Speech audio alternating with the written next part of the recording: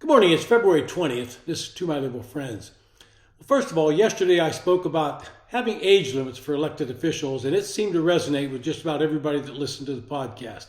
The comments all agree with it. I think the only people that don't agree with that are those that are over 70 and holding office.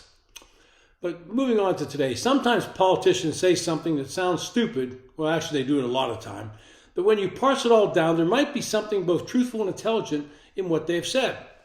The example I'm using today is Donald Trump's inarticulate comment about NATO, and if member nations did not spend their fair share on defense, that he would be loath to defend them if someone like Russia attempted to invade them. Now that sounded pretty dumb at the outset, but if you think about it, there's some pearls of truth inside the entire issue.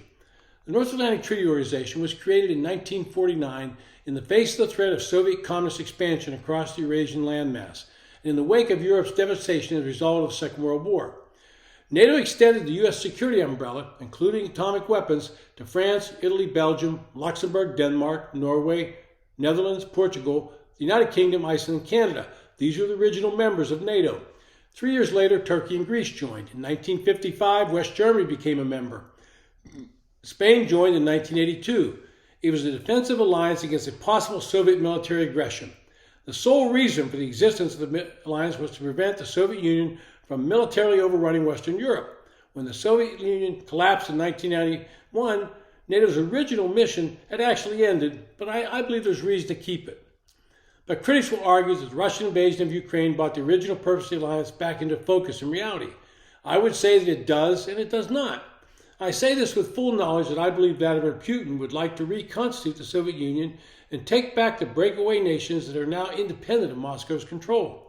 When Russia first launched its invasion of Ukraine, most of us thought this would be a 2-week war and Russian forces would overrun Ukraine. But here we are 2 years later and both sides are mired in a standoff.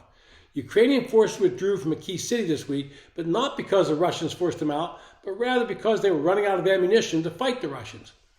The war in Ukraine has cost Russia over 300,000 soldiers that have either killed or so seriously wounded they can no longer fight. Whatever the outcome of the war between Russia and Ukraine, it's now apparent that Russia will emerge from the war weakened both materially and manpower-wise. They're not the military we thought they were. Russia has lost thousands of battle tanks and other military vehicles.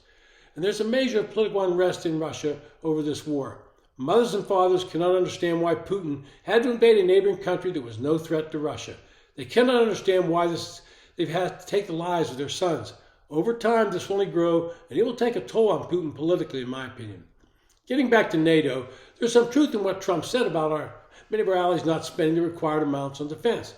Back in 2014, NATO heads of state met, and their governments agreed to spend 2% of GDP on defense by 2024.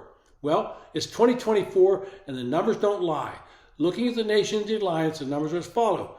Poland leads with 3.9% of GDP spent on defense. The United States follows with 3.49%, and that accounts for the bulk of the actual real dollars. There are 9 members of the alliance that have met the 2% threshold agreed upon, but there are 19 members who have failed to live up to that pledge. Those include France, Germany, Netherlands, Norway, Denmark, Italy, Canada, Belgium, and others. I list these nations because they're not what you would consider poor nations. In fact, many of those nations have seen their defense spending drop in recent years. When you start to look at the facts, you find that Trump's comment, no matter how inarticulate it sounded, was in fact correct when he points out that the majority of NATO members are not living up to their commitment.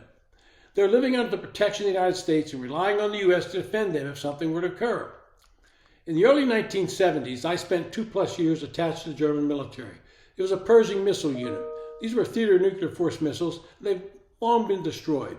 But in that time in Germany, I got a good picture of how much the United States spends on military operations in Germany. We have to maintain housing for our troops and their dependents. We have to have military hospitals at various locations. We have to have post exchanges, PXs, and commissaries. We have to have schools for the children of the dependents. In order to provide all of those facilities, the U.S. military hires thousands of German nationals, and those military personnel stationed in Germany contribute to the German economy by renting homes, buying goods in German stores, utilizing German restaurants, and patronizing tourist destinations in Germany. The United States has troops stationed in Italy, who does not meet the 2%, Great Britain, who does, Spain, Poland, Turkey, Belgium, Romania, Greece, and a couple of other nations. Most of them are not meeting the 2% figure, but enjoying not only the military protection of the United States, but the economic benefits of U.S. military stationed there. Now, I believe that what Trump is saying is that NATO countries have to live up to their pledge. I have no doubt that if he's our next president, he will defend NATO, but at the same time, he will use the bully pulpit to try and get them to spend, to use a term Democrats love to use when it comes to taxes, their fair share defending freedom. As a nation, we are now engaged in a full-throated debate about how much the United States can afford to pay for the defense of our allies. The bill just passed by the Senate provides billions of dollars for Ukraine, Israel, and Taiwan. Democrats want to fund Ukraine, but not Israel. Republicans want to fund Israel, but limit funds to Ukraine. Both are doing so with the undercurrent of political reasons, but the fact remains that other nations are not willing to spend for their own resources for their security and rely on the United States to defend them from threats outside their country. It's been to my liberal friends. Thanks for listening.